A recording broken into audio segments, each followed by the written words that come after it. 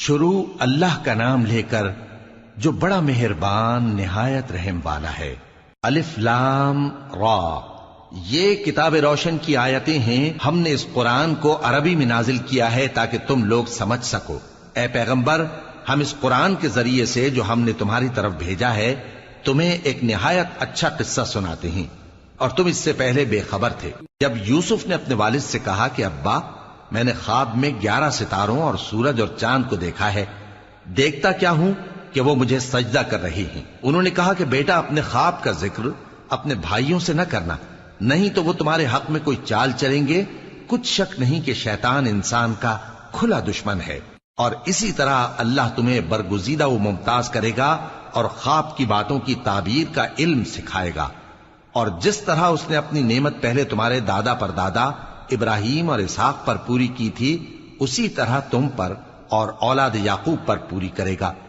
بے شک تمہارا پروردگار سب کچھ جاننے والا ہے، حکمت والا ہے۔ ہاں، یوسف اور ان کے بھائیوں کے قصے میں پوچھنے والوں کے لیے بہت سی نشانیاں ہیں۔ جب انہوں نے آپس میں تذکرہ کیا کہ یوسف اور اس کا بھائی ابا کو ہم سے زیادہ پیارے ہیں، حالانکہ ہم جماعت کی جماعت ہیں، کچھ شک نہیں کہ ابا کھلی غلطی پر ہیں۔ یوسف کو یا تو جان سے مار ڈالو یا کسی ملک میں پھینک آؤ، پھر ابا کی توجہ صرف تمہاری طرف ہو جائے گی، اور اس کے بعد تم نیک لوگوں میں ہو جاؤ گے۔ ان میں سے ایک کہنے والے نے کہا کہ یوسف کو جان سے نہ مارو، کسی اندھے کنویں میں ڈال دو کہ کوئی راہگیر اسے نکال کر کسی دوسرے ملک میں لے جائے گا۔ اگر تم کو کرنا ہی ہے تو یوں کرو۔ یہ مشورہ کر کے وہ اپنے والد سے کہنے لگے کہ ابا جان، کیا سبب ہے کہ آپ یوسف کے بارے میں ہمارا اعتبار نہیں کرتے؟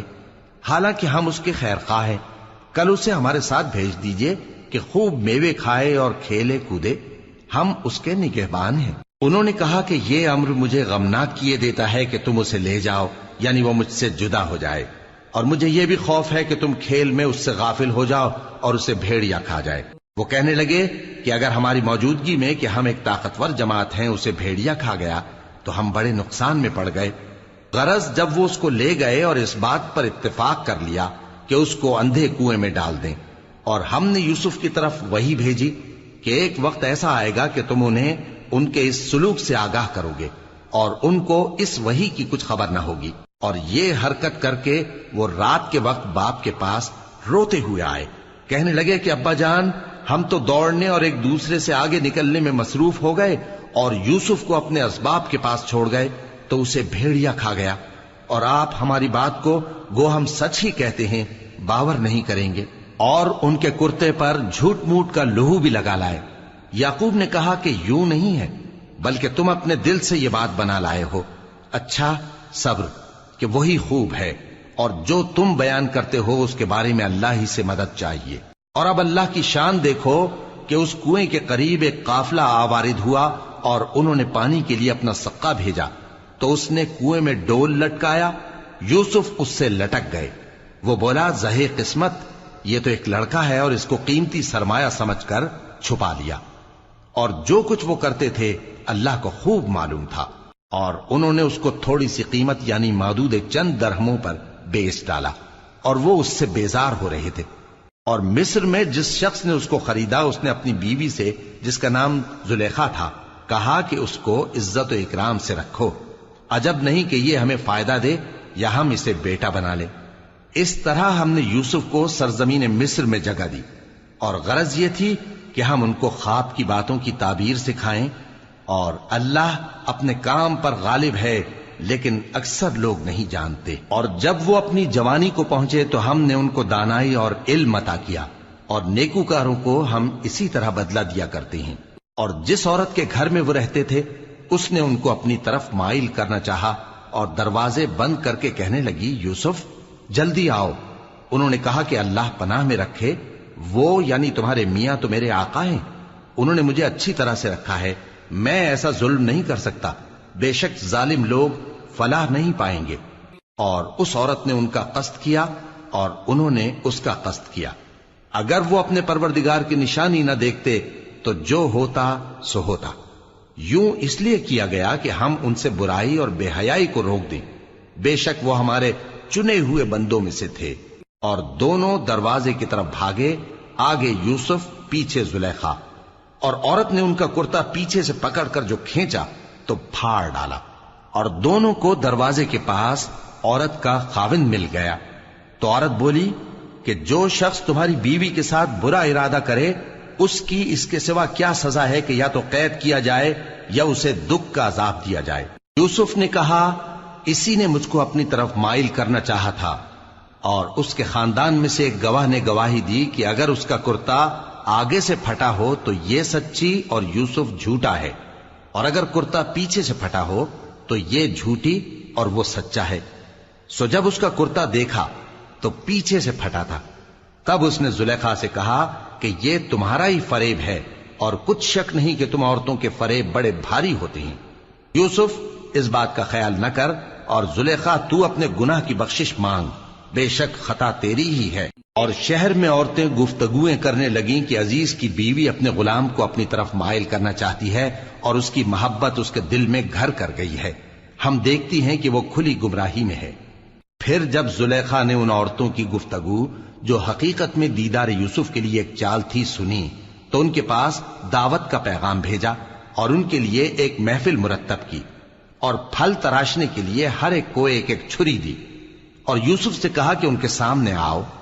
جب عورتوں نے ان کو دیکھا تو ان کا روب حسن ان پر ایسا چھا گیا کہ پھل تراشتے تراشتے اپنے ہاتھ کاٹ لیے، اور بے ساختہ بول اٹھی کہ اللہ پاک ہے، یہ آدمی نہیں، یہ تو کوئی بزرگ فرشتہ ہے۔ زلیخا نے کہا تو یہ وہی ہے جس کے بارے میں تم مجھے تانے دیتی تھیں، اور بے شک میں نے اس کو اپنی طرف مائل کرنا چاہا مگر یہ بچا رہا، اور اگر یہ وہ کام نہ کرے گا جو میں اسے کہتی ہوں تو قید کر دیا جائے گا اور ذلیل ہوگا۔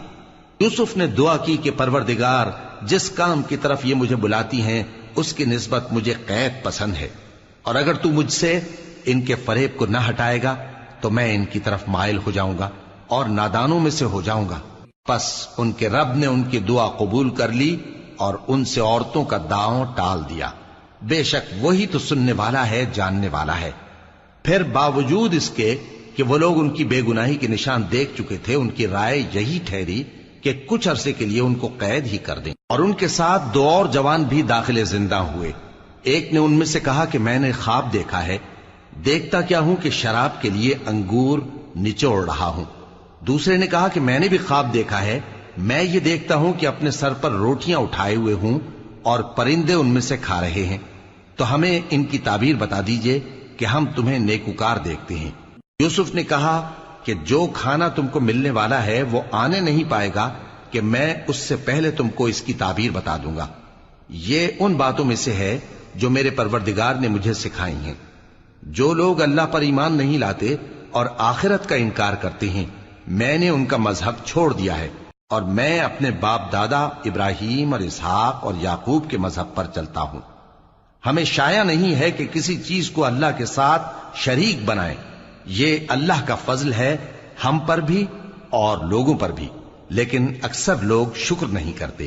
اے میرے قید خانے کے رفیقو، بھلا کئی جدا جدا آقا اچھے یا اللہ جو اکیلا ہے سب پر غالب ہے؟ جن چیزوں کی تم اللہ کے سوا پرستش کرتے ہو وہ صرف نام ہی نام ہیں جو تم نے اور تمہارے باپ دادا نے رکھ لیے ہیں، اللہ نے ان کی کوئی سند نازل نہیں کی۔ سن رکھو کہ اللہ کے سوا کسی کی حکومت نہیں ہے، اس نے ارشاد فرمایا ہے کہ اس کے سوا کسی کی عبادت نہ کرو، یہی سیدھا دین ہے، لیکن اکثر لوگ نہیں جانتے۔ اے میرے قید خانے کے رفیقو، تم میں سے ایک جو پہلا خواب بیان کرنے والا ہے وہ تو اپنے آقا کو شراب پلایا کرے گا، اور جو دوسرا ہے وہ سولی دیا جائے گا، اور پرندے اس کا سر نوچ کھائیں گے۔ جو بات تم مجھ سے پوچھتے تھے وہ فیصل ہو چکی ہے، اور ان دونوں میں سے جس کی نسبت یوسف نے خیال کیا کہ وہ رہائی پا جائے گا، اس سے کہا کہ اپنے آقا سے میرا ذکر بھی کر دینا۔ پھر شیطان نے اسے ان کا اپنے آقا سے ذکر کرنا بھلا دیا، اور یوسف کئی برس قید خانے ہی میں رہے۔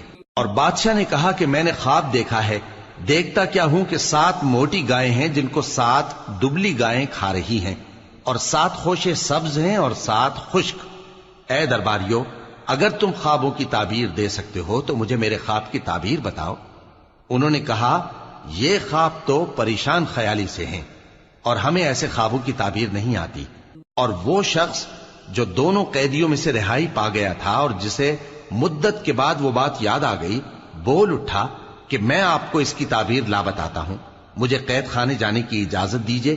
غرض وہ یوسف کے پاس آیا اور کہنے لگا، یوسف، اے بڑے سچے یوسف، ہمیں اس خواب کی تعبیر بتائیے کہ 7 موٹی گایوں کو 7 دبلی گائیں کھا رہی ہیں، اور 7 خوشے سبز ہیں اور 7 سوکھے، تاکہ میں لوگوں کے پاس واپس جا کر تعبیر بتاؤں۔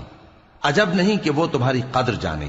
انہوں نے کہا کہ تم لوگ 7 سال متواتر کھیتی کرتے رہو گے، تو جو غلہ کاٹو تو تھوڑے سے غلے کے سوا جو کھانے میں آئے باقی کو خوشوں میں ہی رہنے دینا۔ پھر اس کے بعد خشک سالی کے 7 سخت سال آئیں گے کہ جو غلہ تم نے جمع کر رکھا ہوگا وہ سب کو کھا جائیں گے، صرف وہی تھوڑا سا رہ جائے گا جو تم احتیاط سے رکھ چھوڑو گے۔ پھر اس کے بعد ایک ایسا سال آئے گا کہ خوب مے برسے گا اور لوگ اس میں رس نچوڑیں گے۔ اور یہ تعبیر سن کر بادشاہ نے حکم دیا کہ یوسف کو میرے پاس لے آؤ۔ سو جب قاصد ان کے پاس گیا تو انہوں نے کہا کہ اپنے آقا کے پاس واپس جاؤ اور اس سے پوچھو کہ ان عورتوں کا کیا حال ہے جنہوں نے اپنے ہاتھ کاٹ لیے تھے، بے شک میرا پروردگار ان کے فریب سے خوب واقف ہے۔ بادشاہ نے عورتوں سے پوچھا کہ تمہارا کیا قصہ تھا جب تم نے یوسف کو اپنی طرف مائل کرنا چاہا؟ سب بول اٹھیں کہ اللہ پاک ہے، ہم نے اس میں کوئی برائی معلوم نہیں کی۔ عزیز کی بیوی نے کہا، اب سچی بات تو ظاہر ہو ہی گئی ہے، اصل یہ ہے کہ میں نے اس کو اپنی طرف مائل کرنا چاہا تھا اور وہ بے شک سچا ہے۔ یوسف نے کہا کہ میں نے یہ بات اس لیے پوچھی ہے کہ عزیز کو یقین ہو جائے کہ میں نے اس کی پیٹھ پیچھے اس کی امانت میں خیانت نہیں کی، اور اللہ خیانت کرنے والوں کی چال کو چلنے نہیں دیتا، اور میں اپنے آپ کو پاک صاف نہیں کہتا، کیونکہ نفس امارہ انسان کو برائی ہی سکھاتا رہتا ہے، مگر یہ کہ میرا پروردگار رحم فرمائے، بے شک میرا پروردگار بخشنے والا ہے، مہربان ہے۔ اور بادشاہ نے حکم دیا کہ اسے میرے پاس لاؤ، میں اسے اپنا مصاحب خاص بناؤں گا۔ پھر جب ان سے گفتگو کی تو کہا کہ آج سے تم ہمارے ہاں صاحب منزلت ہو اور صاحب اعتبار ہو۔ یوسف نے کہا، مجھے زرعی پیداوار پر مقرر کر دیجئے، کیونکہ میں حفاظت بھی کر سکتا ہوں اور اس کام سے واقف بھی ہوں۔ اس طرح ہم نے یوسف کو ملک مصر میں جگہ دی اور وہ اس ملک میں جہاں چاہتے تھے رہتے تھے۔ ہم اپنی رحمت جس پر چاہتے ہیں کرتے ہیں اور نیکوکاروں کے اجر کو ضائع نہیں کرتے، اور جو لوگ ایمان لائے اور ڈرتے رہے ان کے لیے آخرت کا اجر بہت بہتر ہے۔ اور یوسف کے بھائی کنعان سے مصر میں غلہ خریدنے کے لیے آئے تو یوسف کے پاس گئے، تو یوسف نے ان کو پہچان لیا اور وہ ان کو نہ پہچان سکے۔ اور جب یوسف نے ان کے لیے ان کا سامان تیار کر دیا تو کہا کہ پھر آنا تو جو باپ کی طرف سے تمہارا ایک اور بھائی ہے اسے بھی میرے پاس لیتے آنا۔ کیا تم نہیں دیکھتے کہ میں ناب بھی پوری پوری دیتا ہوں اور مہمانداری بھی خوب کرتا ہوں؟ اب اگر تم اسے میرے پاس نہ لاؤ گے تو نہ تمہیں میرے ہاں سے غلہ ملے گا اور نہ تم میرے پاس ہی آ سکو گے۔ انہوں نے کہا کہ ہم اس کے بارے میں اس کے والد کو پھسلائیں گے اور ہم یہ کام کر کے رہیں گے۔ اور یوسف نے اپنے خدام سے کہا کہ ان کا سرمایہ یعنی غلے کی قیمت ان کے سامان میں رکھ دو۔ عجب نہیں کہ جب یہ اپنے اہل و عیال میں جائیں تو اسے پہچان لیں، اور عجب نہیں کہ یہ پھر یہاں آئیں۔ بس جب وہ اپنے والد کے پاس واپس گئے تو کہنے لگے کہ ابا، ہمارے لیے غلے کی بندش کر دی گئی ہے، تو ہمارے ساتھ ہمارے بھائی کو بھیج دیجئے تاکہ ہم پھر غلہ لائیں اور ہم اس کے نگہبان ہیں۔ یعقوب نے کہا کہ میں اس کے بارے میں تمہارا اعتبار نہیں کرتا، مگر ویسا ہی جیسا پہلے اس کے بھائی کے بارے میں کیا تھا، سو اللہ ہی بہتر نگہبان ہے اور وہ سب سے زیادہ رحم کرنے والا ہے۔ اور جب انہوں نے اپنا اسباب کھولا تو دیکھا کہ ان کا سرمایہ واپس کر دیا گیا ہے۔ کہنے لگے، ابا ہمیں اور کیا چاہیے؟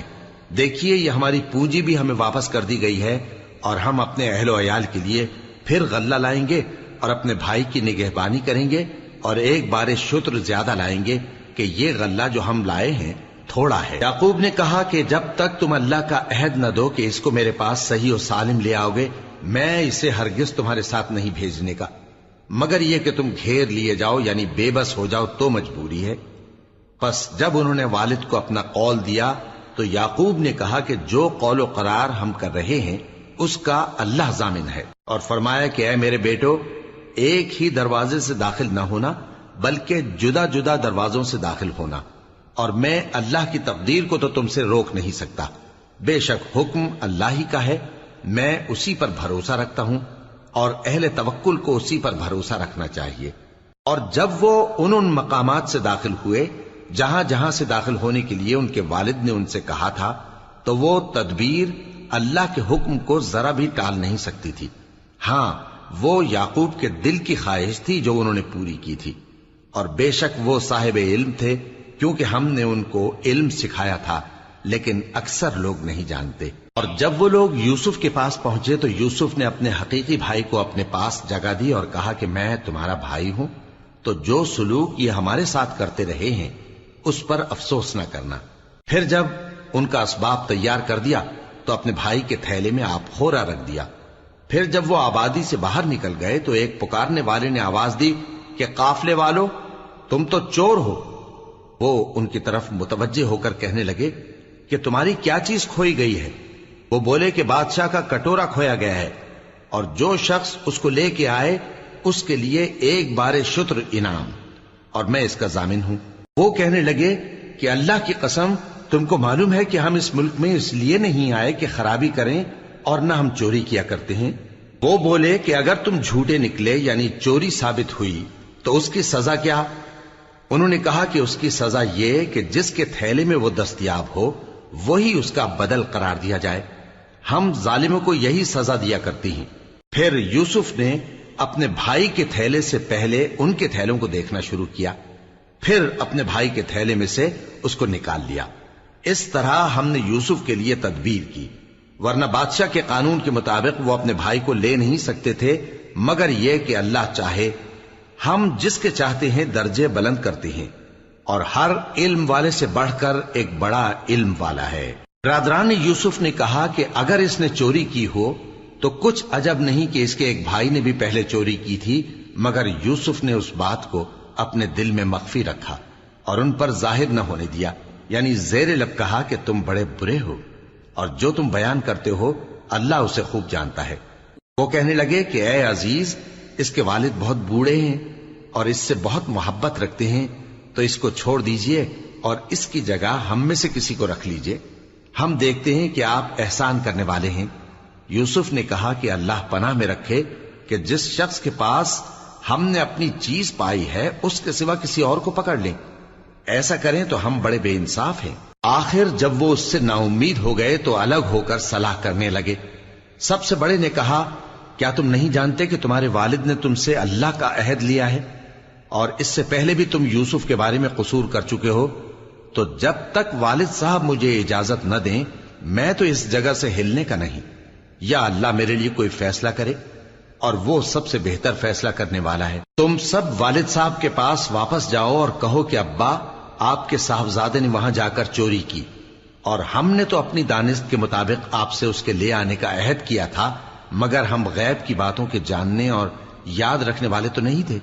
اور جس بستی میں ہم ٹھہرے تھے وہاں سے یعنی اہل مصر سے اور جس قافلے میں آئے ہیں اس سے دریافت کر لیجئے، اور ہم اس بیان میں بالکل سچے ہیں. جب انہوں نے یہ بات یعقوب سے آ کر کہی تو انہوں نے کہا کہ حقیقت یوں نہیں ہے، بلکہ یہ بات تم نے اپنے دل سے بنا لی ہے، تو صبر ہی بہتر ہے. عجب نہیں کہ اللہ ان سب کو میرے پاس لے آئے. بے شک وہ علم والا ہے، حکمت والا ہے. اور ان کے پاس سے چلے گئے اور کہنے لگے کہ ہائے افسوس یوسف پر، ہائے افسوس. اور رنج و الم میں ان کی آنکھیں سفید ہو گئیں اور ان کا دل غم سے بھر رہا تھا. بیٹے کہنے لگے کہ واللہ آپ تو یوسف کو اسی طرح یاد ہی کرتے رہیں گے یہاں تک کہ آپ گھل جائیں گے یا جان ہی دے دیں گے. انہوں نے کہا کہ میں تو اپنے غم و اندوہ کا اظہار اللہ سے کرتا ہوں، اور اللہ کی طرف سے وہ باتیں جانتا ہوں جو تم نہیں جانتے. اے بیٹو، یوں کرو کہ ایک دفعہ پھر جاؤ اور یوسف اور اس کے بھائی کو تلاش کرو، اور اللہ کی رحمت سے نا امید نہ ہونا کہ اللہ کی رحمت سے تو کافر لوگ ہی نا امید ہوا کرتے ہیں. پھر جب وہ یوسف کے پاس گئے تو کہنے لگے کہ اے عزیز، ہمیں اور ہمارے اہل و عیال کو بڑی تکلیف ہو رہی ہے، اور ہم یہ تھوڑا سا سرمایہ لائے ہیں، آپ ہمیں اس کے عوض پورا غلہ دے دیجئے اور ہم پر خیرات کیجئے کہ اللہ خیرات کرنے والوں کو ثواب دیتا ہے. یوسف نے کہا تمہیں معلوم ہے کہ جب تم نادانی میں پھنسے ہوئے تھے تو تم نے یوسف اور اس کے بھائی کے ساتھ کیا کیا تھا؟ وہ بولے کیا واقعی تم ہی یوسف ہو؟ انہوں نے کہا ہاں میں یوسف ہوں، اور بن یامین کی طرف اشارہ کر کے کہنے لگے یہ میرا بھائی ہے، اللہ نے ہم پر بڑا احسان کیا ہے، جو شخص اللہ سے ڈرتا اور صبر کرتا ہے تو اللہ نیکوکاروں کا اجر ضائع نہیں کرتا۔ وہ بولے اللہ کی قسم اللہ نے تم کو ہم پر فضیلت بخشی ہے اور بے شک ہم خطاکار تھے۔ یوسف نے کہا کہ آج کے دن تم پر کوئی ملامت نہیں، اللہ تم کو معاف کرے اور وہ سب سے بڑھ کر رحم کرنے والا ہے۔ یہ میرا کرتا لے جاؤ، پھر اسے والد صاحب کے منہ پر ڈال دینا تو وہ بینا ہو جائیں گے، اور اپنے تمام اہل و عیال کو میرے پاس لے آؤ۔ اور جب قافلہ مصر سے روانہ ہوا تو ان کے والد کہنے لگے کہ اگر مجھ کو یہ نہ کہو کہ بوڑھا بہک گیا ہے تو مجھے تو یوسف کی بو آ رہی ہے۔ وہ بولے کہ واللہ آپ اسی قدیم غلطی میں مبتلا ہیں۔ مگر جب خوشخبری دینے والا آپ پہنچا تو اس نے کرتا ان کے منہ پر ڈال دیا، سو وہ بینا ہو گئے اور بیٹوں سے کہنے لگے کیا میں نے تم سے نہیں کہا تھا کہ میں اللہ کی طرف سے وہ باتیں جانتا ہوں جو تم نہیں جانتے؟ بیٹوں نے کہا کہ ابا ہمارے لیے ہمارے گناہ کی مغفرت مانگیے، بے شک ہم خطاکار تھے۔ فرمایا میں اپنے پروردگار سے تمہارے لیے بخشش مانگوں گا، بے شک وہ بخشنے والا ہے، مہربان ہے۔ پھر جب یہ سب لوگ یوسف کے پاس پہنچے تو انہوں نے اپنے والدین کو اپنے پاس جگہ دی اور کہا مصر میں داخل ہو جائیے، اللہ نے چاہا تو امن و امان سے رہیے گا۔ اور اپنے والدین کو تخت پر بٹھایا اور سب ان کے آگے سجدے میں گر پڑے۔ اور اس وقت یوسف نے کہا ابا جان یہ میرے اس خواب کی تعبیر ہے جو میں نے پہلے بچپن میں دیکھا تھا، میرے پروردگار نے اسے سچ کر دیا اور اس نے مجھ پر بہت سے احسان کیے ہیں کہ مجھ کو قید خانے سے نکالا، اور اس کے بعد کہ شیطان نے مجھ میں اور میرے بھائیوں میں فساد ڈال دیا تھا آپ کو گاؤں سے یہاں لایا۔ بے شک میرا پروردگار جو چاہتا ہے تدبیر سے کرتا ہے، وہ علم والا ہے، حکمت والا ہے۔ جب یہ سب باتیں ہو لیں تو یوسف نے اللہ سے دعا کی کہ اے میرے پروردگار تو نے مجھ کو حکومت سے نوازا اور خوابوں کی تعبیر کا علم بخشا۔ اے آسمانوں اور زمین کے پیدا کرنے والے، تو ہی دنیا اور آخرت میں میرا کارساز ہے، تو مجھے دنیا سے اپنی اطاعت کی حالت میں اٹھائیو اور آخرت میں اپنے نیک بندوں میں داخل کیجو۔ اے پیغمبر یہ اخبار غیب میں سے ہیں جو ہم تمہاری طرف بھیجتے ہیں۔